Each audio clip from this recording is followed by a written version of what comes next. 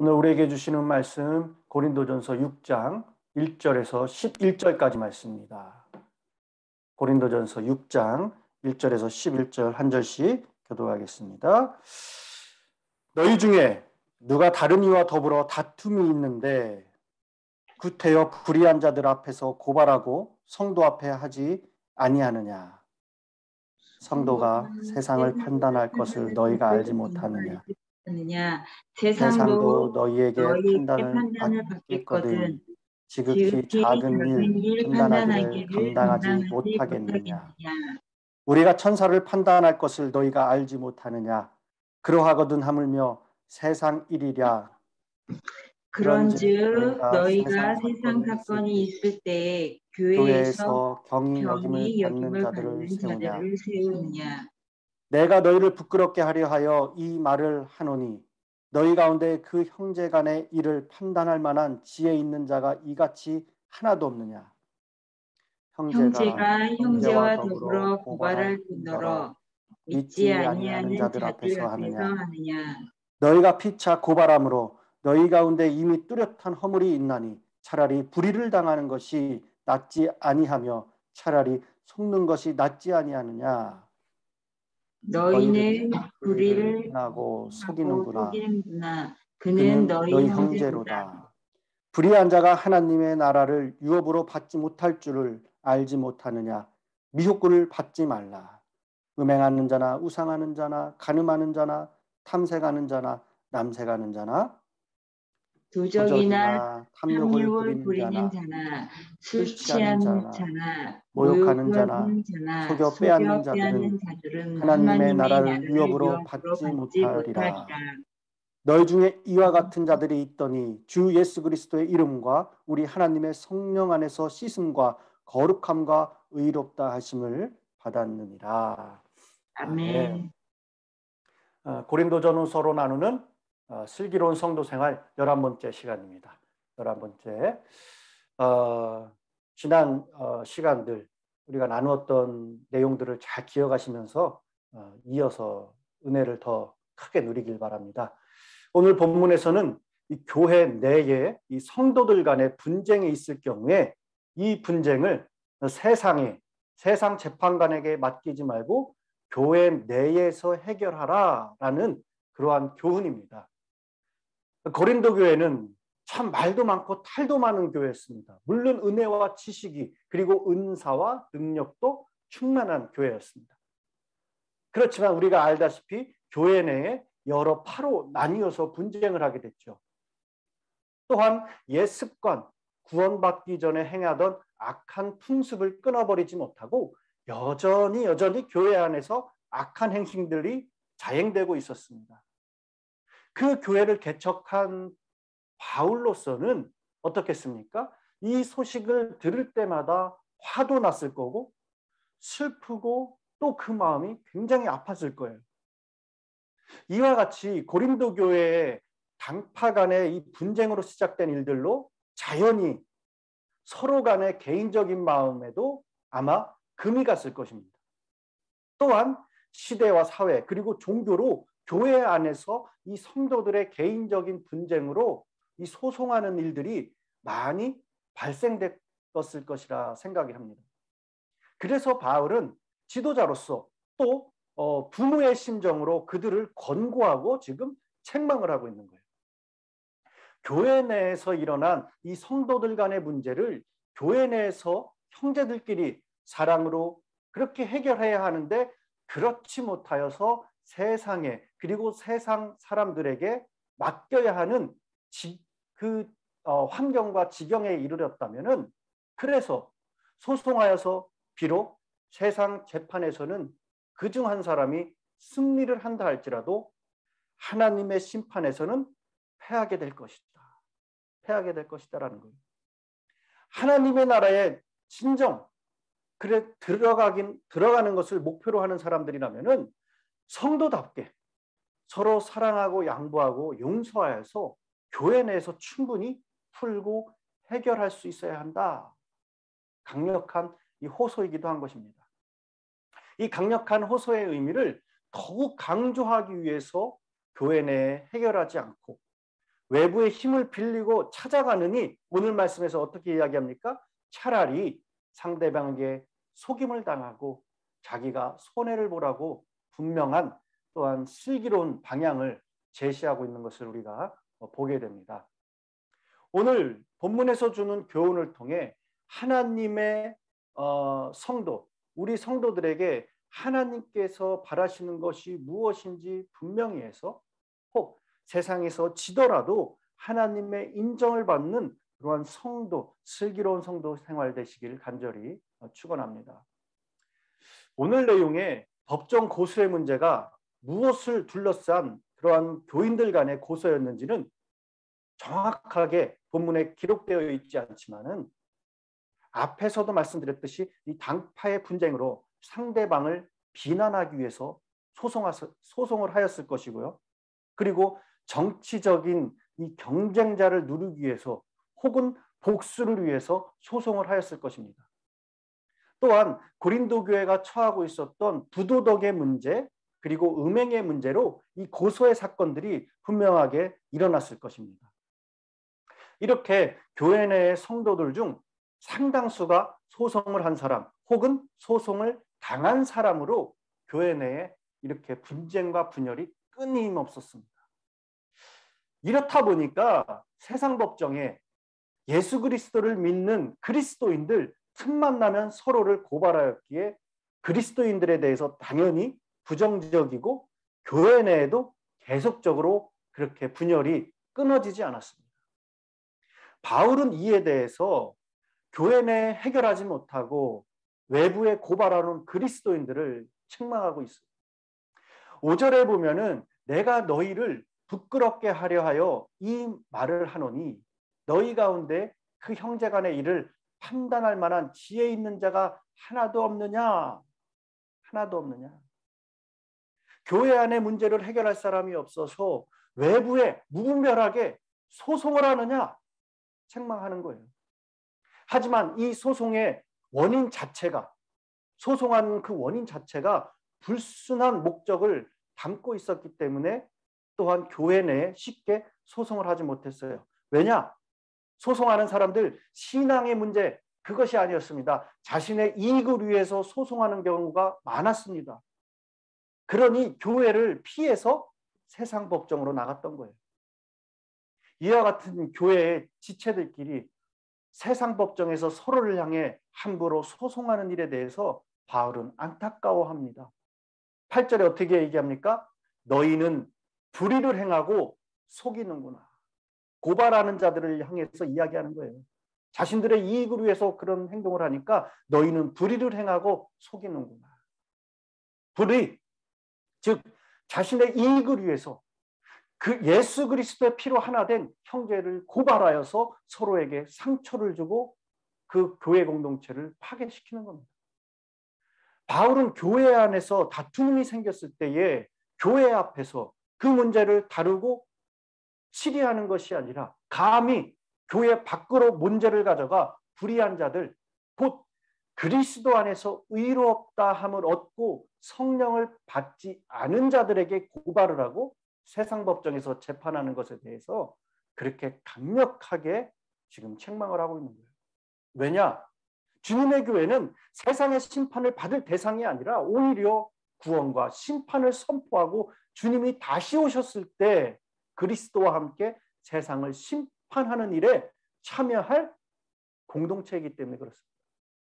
그러므로 교회가 교회 공동체의 안에서의 일들을 우선적으로 교회 내에서가 아닌 세상이나 또한 교단에게 형제가 형제를 고발하는 것은 부끄러운 일입니다. 부끄러운 일입니다. 고린도 성도들 서로 진실하고 긍휼히 여기며 사랑으로 용납해야 할 교회가 그리스도 안에서 하나 된 것을 힘써 지키는 일에 실패한 겁니다. 실패했습니다. 그래서 바울은 교회가 서로 고발하는 것 자체가 이미 실패했다는 것을 말하고 있습니다. 그렇기에 바울은 7절에 서로를 고발하는 것보다 차라리 어떻게 합니까? 억울한 일을 당하고 속는 것이 오히려 낫다고 그렇게 말하고 있는 것입니다. 이런 이유의 또 하나는 당시 로마의 법이 잘 발달되어 있긴 했지만은 이 법을 다루는 지도자들도 부패를 했습니다. 그 지도자들 뇌물을 받고요. 뇌물이 만면했습니다. 판사와 배심원들 대가를 바라면서 판결하는 일들이 흔했습니다. 때문에 교회가 아닌 세상 법정으로 가는 것은 이 정의를 실현하고 올바른 판결을 받기 위해서기보다는 약자를 희생시켜서 더 큰 이익을 얻어내고자 하는 그런 탐욕스러운 의도가 분명히 있었을 것입니다. 고발자나 그 고발을 담당하는 자들은 불의한 자들이었습니다. 선한 의도와 목적은 전혀 없었습니다. 이러한 불의한 자들은 거룩하고 의로우신 하나님이 통치하시는 하나님 나라의 상속자가 되지 못한다라고 오늘 말씀에서 분명하게 이야기하고 있습니다. 불의한 자, 이들은 음행하는 자, 우상숭배하는 자, 간음하는 자, 여기에는 동성애, 도둑질하는 자, 탐욕을 부리는 자, 술 취하는 자, 남을 모욕하고 속여 빼앗는 사람들.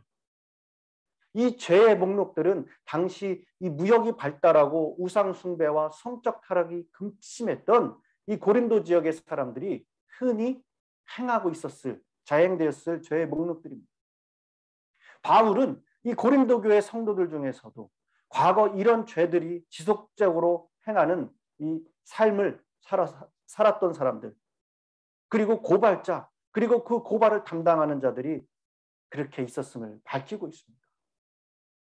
예수님이 가르쳐 주신 이 율법의 참된 의미를 생각할 때 우리도 불의한 자들의 죄, 이 죄의 목록들로부터 결코 자유롭지 않았어요. 우리 모두가 이 죄 아래 있었습니다.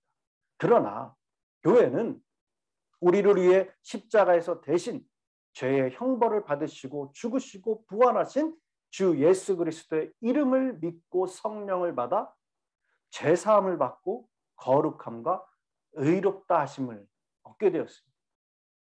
그렇기 때문에 그러므로 그리스도 안에서 거룩하고 의로운 하나님의 백성이 된 교회와 성도는 하나님 나라에 합당하지 않은 이전의 삶의 모습을 버리고 어두운 세상 가운데 하나님 나라를 드러내는 빛으로 존재해야 된다라고 11절에서 오늘 밝혀주고 있는 겁니다.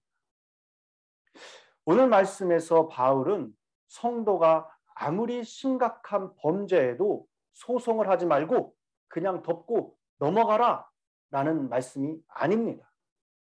세상 법정에서 절대로 소송할 수 없다는 말씀으로 이해해서는 안 돼요. 우리들도 불신의 세계 사람들이 불의하게 도전해 오면은 법적으로 그렇게 우리는 상대할 수가 있습니다. 그러나 성도 간의 문제, 교회의 문제, 어디까지나 교회 안에서 해결해야 된다. 교회는 분명히 세상의 공동체와는 다릅니다. 교회는 서로를 나의 이익을 위한 도구로 이용하는 공동체가 아니라 예수 그리스도 안에서 하나 된 공동체예요. 그러므로 예수께서 우리를 위해 자신을 희생하신 것처럼 우리도 교회 공동체 안에서 서로를 위해 희생해야 하는 형제요 자매들입니다. 우리의 허물과 실수를 세상의 외부의 어떠한 법정에 재판하지 말고 먼저 기도와 권면으로 교회 안에서 해결해야 된다는 거예요. 내가 거룩한 하나님의 공동체인 여러분들 교회의 구성원임을 기억하고 항상 내 신앙과 삶을 먼저 되돌아보고 살피면서 살아가야 돼요. 나의 거룩한 삶이 우리 교회 공동체를 살리는 길이며 반대로 나의 죄로 인하여서 교회 공동체, 그리스도의 공동체가 무너질 수 있음을 여러분들 기억하시기 바랍니다. 오늘 바울은 그리스도 안에서 한 몸, 한 가족이 되어서 서로 섬겨야 할 주님의 교회 안에서 자신의 욕심을 채우기, 서로 속여 빼앗으려는 일로 갈등이 일어났습니다. 나아가 어떻게든 더 많은 이익을 얻어내고 성공의 위치를 차지하고자 교회 안에서가 아닌 외부로 끌고 가는 모습이 있는 것을 책망하고 있는 거예요. 우리가 여호수아의 말씀을 나눴었죠. 여리고성 이 전투에서 승리했지만은 하나님의 명령을 어겼던 단 한 사람, 아간 때문에 아이성에서 이스라엘이 패하고 많은 이들이 생명을 잃고 이스라엘 공동체가 위기를 겪었던 사건을 우리는 기억합니다. 나 한 사람이 우리 교회 공동체에 아간이 되지 않도록 오늘도 경건한 하나님이 원하시고 바라시고 기뻐하시는 그러한 슬기로운 삶을 지켜나가시기를 간절히 축원합니다. 말씀을 마무리합니다. 인간이 일생을 사는 동안에 타인과의 관계에 있어서 한 번도 서로 시비나 다툼이 없이 산다는 것은 불가능합니다. 성도와 성도 간에 함께 생활을 하다 보면은 우리가 마음이 섭섭하고 억울하고 분한 경우도 있게 마련입니다. 이러한 문제를 교회 안에서 해결하지 못하고 교단과 또는 외부에 고발하기에 이른다면은 이는 분명히 하나님의 말씀을 범하는 큰 죄가 된다는 사실. 사도 바울은 세상 법정에까지 가서라도 끝까지 자기의 이익을 챙기려는 불의한 자가 있다면은 그는 하나님의 나라의 유업을 얻지 못할 것이다. 분명하게 경고하고 있습니다. 오늘 말씀 11절에서 밝히듯이 주 예수 그리스도의 이름과 우리 하나님의 성령 안에서 씻음과 거룩함과 의롭다 하심을 받은 존재임을 우리가 기억하면서 받은 하나님의 유업을 또한 잘 지키고 붙드셔서 지금 당장의 승리를 우리가 구하는 것이 아니라 최후의 승리에 면류관을 받을 수 있는 저와 여러분이 되시기를 간절히 축원합니다. 기도하겠습니다. 사랑의 하나님, 우리의 진리와 생명에 되시는 그 하나님을 붙들고 나아갑니다. 하루의 첫 시간을 주 앞에 드릴 수 있도록 부르심에 감사드립니다. 오늘 말씀으로 우리의 삶과 신앙의 모습을 돌아봅니다. 아직도 주님께 부끄러운 모습으로 나와 내 가정 그리고 교회에 선한 영향력보다는 하나님의 영광을 갈리는 죄가 있다면 자복하여 회개할 수 있는 회개의 영을 부어 주시옵소서. 그를 통하여 성령의 불꽃 같은 눈동자로 보시고 태우시며 정결케 되는 역사가 있게 하여 주시옵소서. 우리의 죄를 자백하면 의로우신 주님의 보배의 피로 깨끗하게 될 줄 믿습니다. 그 능력으로 세상에 부끄럽지 않게 하시고 교회의 공동체에 선한 능력을 나타내고 또한 우리의 불의한 행위로 주님의 영광을 가리우지 않도록 주님께서 붙잡아 매어 주시옵소서. 어떤 환경에도 믿음으로 모든 어려움을 이기게 하시고 우리의 삶으로 모든 것을 보여 주의 영광을 드러내며 나타낼 수 있는 또한 전도자가 되게 하시고 교회를 일으키는 참된 성도의 삶이 될 수 있도록 주님 붙잡아 주시옵소서. 오늘도 세상으로 나아갑니다. 여러 가지 기도의 제목으로 나아갑니다. 우리가 그 기도의 자리 가운데 하나님의 일하심이 있게 해주시고 또한 평안과 참 쉼이 있는 귀한 은혜를 누릴 수 있는 기도의 자리가 될 수 있도록 주님 붙잡아 축복하여 주시옵소서. 감사드리며 예수님의 이름으로 기도드렸습니다. 아멘. 오늘 말씀을 생각하시면서 저희들 진실된 마음으로 하나님의 십자가 앞으로 나가기로 합니다. 교회와 성도님들 또한 나라와 민족을 위해서 합심하여 우리가 기도의 자리로 나가겠습니다. 기도합니다.